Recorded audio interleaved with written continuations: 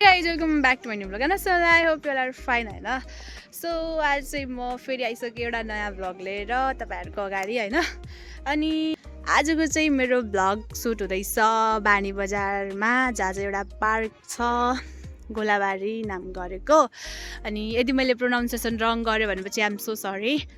बाँकी म तपाईहरुलाई देखाउँछु यहाँको सबै भ्यू हैन.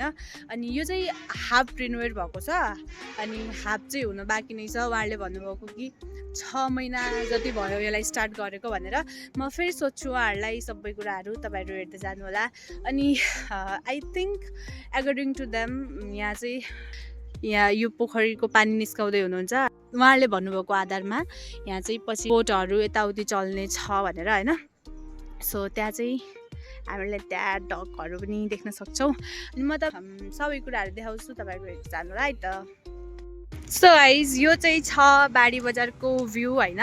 अनि म चाहिँ सुरुदेखि गेटबाट भित्र छिर्नेवाला छु तपाईहरुलाई सबै थोक देखाउनको लागि. सो हेर्नु होला है. यहाँदेखि चाहिँ यो स्टार्टिङ छ. अनि तपाईहरु हेर्नु होला है. म सिनेमेटिक गरिदिन्छु अब यसपछिको. हेर्नु होला.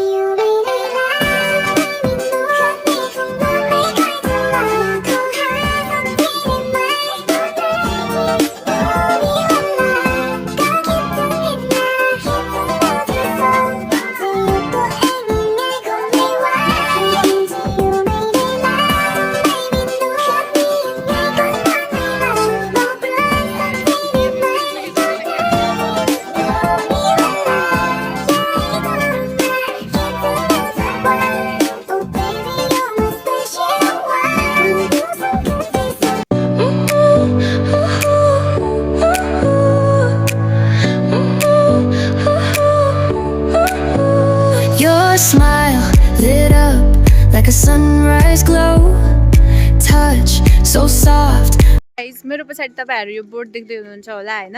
अनि यसमा चाहिँ सबै कुराहरु लेखेको छ. यो कहिले एस्टाब्लिश भएको यताउति भनेर सबै कुराहरु लेखिदिएको छ. अनि हामीले चाहिँ उहाँसँग अलिकति कुरा गरेको थियौं फर्स्ट आउँदाखेरि हैन. अनि उहाँले चाहिँ एकदम राम्रोसँग हाम्रो वेलकम गर्नुभएको थियो.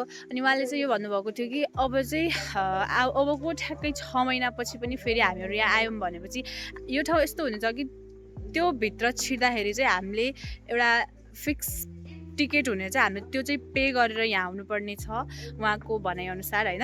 अहिले चाहिँ अब भर्खर रिनोभेट भइराख बनिराख स्टार्टिङ हुनाले चाहिँ हामीले चाहिँ आउन मिल्यो, यसरी घुम्न मिल्यो अहिलेसम्मको लागि हैन. अबको केही छिनपछि भन्नाले नि केही महिनापछि हामी यहाँ फेरि घुम्न आयो भनेपछि अकर्डिङ टु हिम हामीले चाहिँ यहाँ एउटा टिकट शुल्क तिरेर आउनुपर्ने छ. अनि यहाँ चाहिँ यसको स्टाब्लिस भएको डेट लेखिदिएको छ 2062 भनेर हैन. अनि उहाँले भन्नुभएको थियो यहाँ तपाईहरु पढ्न सक्नु पनि हुन्छ हैन. मैले अगाडि नै देखाइदिएको थिएँ. उहाँले भन्नुभएको यो बनाउने चाहिँ कन्सेप्ट चाहिँ 2062 मा आएको. उहाँहरूले बनाउन स्टार्ट गर्नुभएको 6 महिना जति भयो उहाँको अनुसार. असाढ महिनादेखि गर्नुभएको थियो अरे उहाँहरूले. अनि यस्तै गर्ने हो भनेपछि चाहिँ एकदमै राम्रो हुन्छ. यहाँ उहाँहरूको प्लानहरू धेरै नै राम्रो छ. यहाँलाई पोखरी दुईवटा ठाउँमा यता पोखरीहरू छ अरे त्यो बनाउने, त्यहाँ बोटिङ सोटिङ गराउने, बाहिरको भित्रको टुरिस्टहरूलाई भित्र्याउने. उहाँको सोच एकदमै राम्रो छ. आई लाइक दिस हैन. यहाँ पानीको पनि व्यवस्था छ. हामी चाहिँ यहाँ मेन आएको भनेको एजुकेसनल टुरको लागि हो. यो ठाउँलाई हेरेर कस्तो छ के छ भनेर बुझ्नको लागि, फर्दर प्लानहरू के छ भनेर बुझ्नको लागि हामी चाहिँ यहाँ आएको थियौँ. अनि धेरै कुराहरू सिक्यौँ हैन. फेरि पनि उहाँहरूले सबै कुराहरू भन्नुभयो यस्तो गर्छौँ एकदमै पोलाइट हुनुहुन्छ. अनि उहाँले भन्नुभयो यहाँ आउने क्यामेराम्यानहरूले पनि लगभग दिनको 6000-7000 कमाएको थियो अरे माघीको दिनमा. सो हामी चाहिँ यहाँ इकोनोमिक्स सब्जेक्ट पढ्ने हुनाले आएको. बिकज म्यानेजमेन्ट स्टुडेन्ट भएपछि फाइदा यही हो गाइज. उहाँले भन्नुभयो बाँसको नर्सरी बनाउँदैछौँ अरे भनेर. यो हामी बाँसको नर्सरी बनाउँदैछौँ. अहिले यो तल पनि छ. यहाँ लगभग 5 कट्टामा चाहिँ यो बाँसको 5000 बुटा 5000 बुटा चाहिँ बाँसको नर्सरी बनाउँदैछौँ. त्यसपछि बाँसको नर्सरी यो सिजन हो पुस र माघ. त्यसपछि फागुनदेखि हुँदैन यो अनि त्यसपछि फागुनदेखि हामी चाहिँ रक्तचन्दन, विजयसाल देखि लिएर अन्य प्रजातिका बोटहरूको नर्सरी बनाउँछौँ हामीले। अर्को ताल चाहिँ यो होइन? यो ठुलो छ, लामो छ, माथिसम्म छ।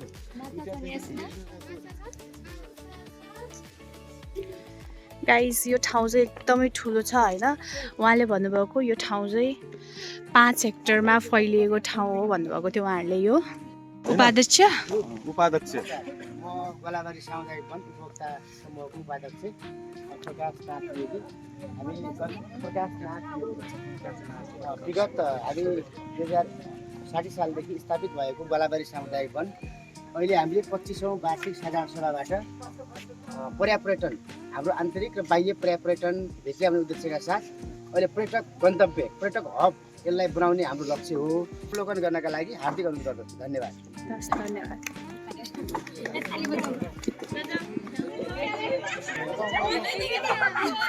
हाम्रो यो विजयसालको भाडा पर्ने मसिन छ।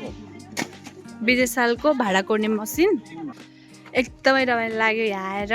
हजुरहरू एकदमै पोलाइट हुनुहुन्छ, थ्याङ्क यू सो मच। अनि हामी विस गर्छौँ तपाईँहरूले सोचेको सबै कुराहरू पुरा होस् होइन। तपाईँहरूले जस्तो यसलाई बनाउन सोच्नु भएको छ त्यो सबै बनाउन सकोस् तपाईँहरूले।